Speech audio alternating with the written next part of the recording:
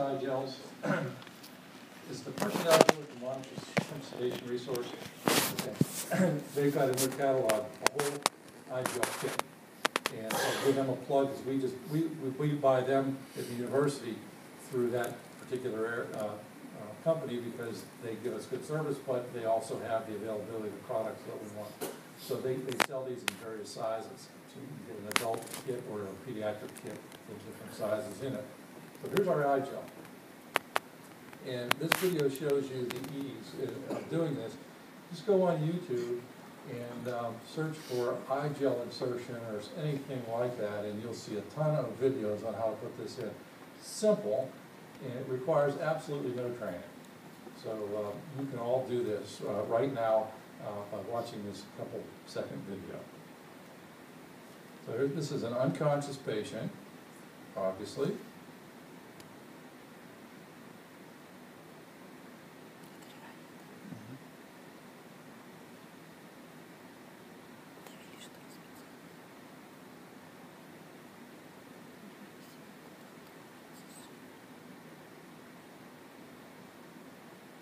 That's it. He's just checking the breath sounds. Now you can hook your ambu bag up to that and then ventilate the patient.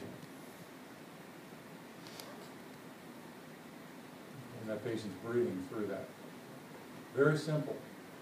And that's going to secure the airway. We'll just look at it one more time.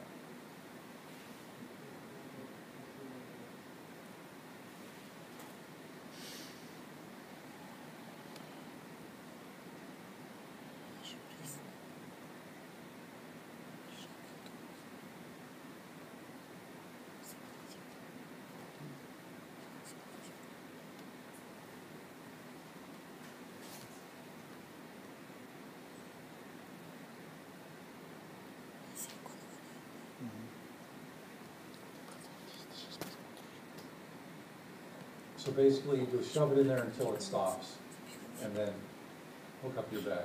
Very easy to do when you secure an airway.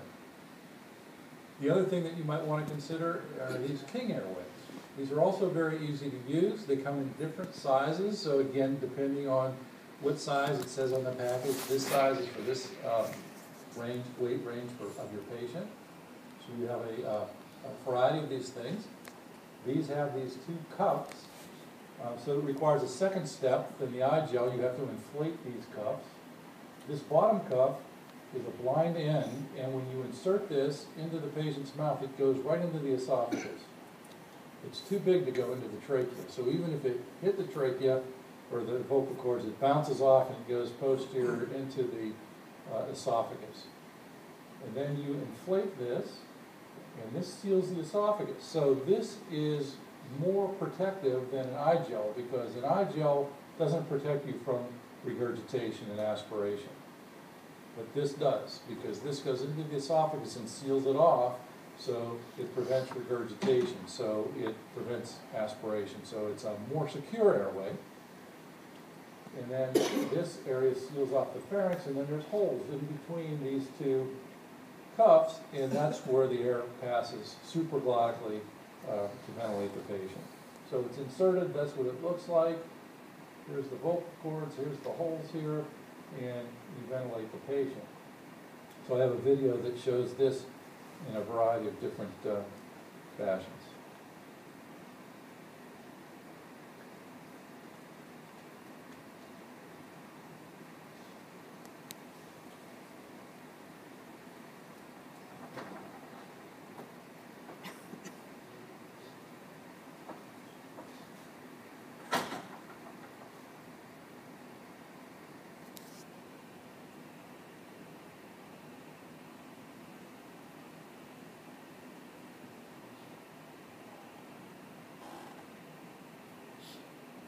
Basically, you just shove it in again until it stops.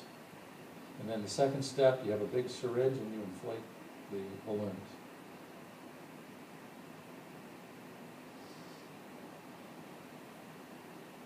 And then you can ventilate the patient.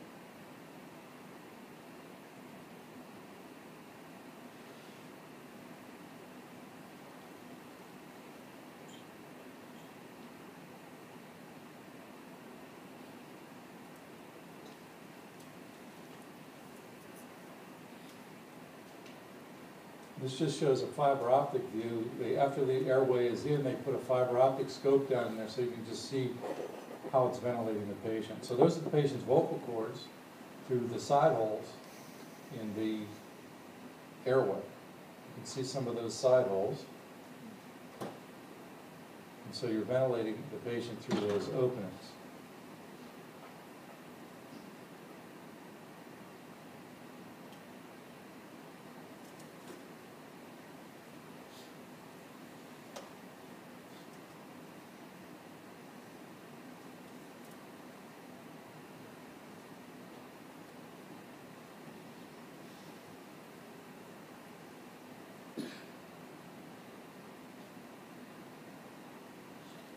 Okay, so those are supraglottic airways, and those are really the rescue airways you want to have, one or the other, or both. Okay, very simple to use, and they come in a variety of sizes, and you don't need to intubate your patients in that setting for an emergency. You can secure the airway this way. If you're doing general anesthesia at all, if you're involved with that,